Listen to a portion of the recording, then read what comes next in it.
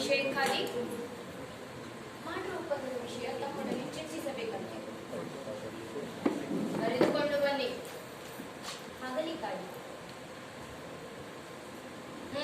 ಬಂದ ವಿಷಯ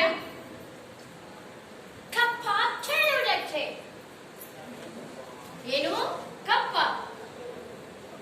ಹೌದು, ಮಾಡು ಛಾಯವರ ಒಪ್ಪಂದದ ಪ್ರಕಾರ ನೀವು ಕೊಚ್ಚಲಿಬೇಕು. ಕಬ್ಬು ತಿನ್ನಲು ಬಿಟ್ಟ ತಪ್ಪಿಗೆ ಕೂಲಿಯನ್ನು ಬೇರೆ ಕೊಡಬೇಕೇನು?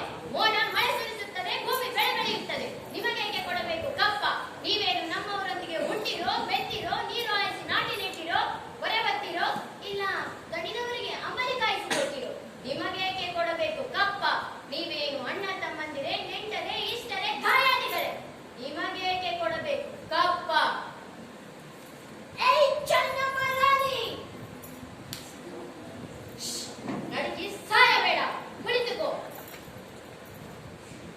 ಚೆನ್ನಮ್ಮ, ನೀನು ಸಿಂಹಾಸನದ ಮೇಲೆ ಕುಳಿತು ಬೆಂಕಿಯನ್ನು ಆಟ ಆಡುತ್ತಿದ್ದೀಯ. ಹೇ, ಇಂಥ ಕಷ್ಟದಲ್ಲೂ ಎಷ್ಟೊಂದು ದಪ್ಪವೇ?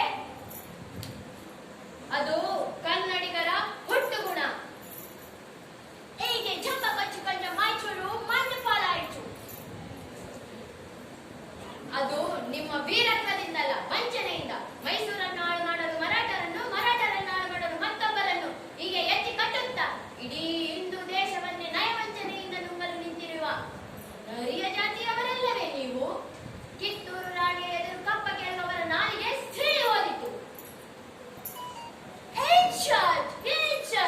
ರಾಣಿ ಚೆನ್ನಮ್ಮ, ನೀವು ಕಂಪನಿ ಗಡಿಯನ್ನು ಮೇಲಿಟ್ಟಿದ್ದೀರಿ.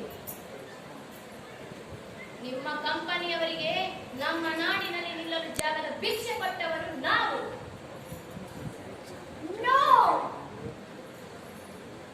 ಇಲ್ಲಿ ಕಟ್ಟ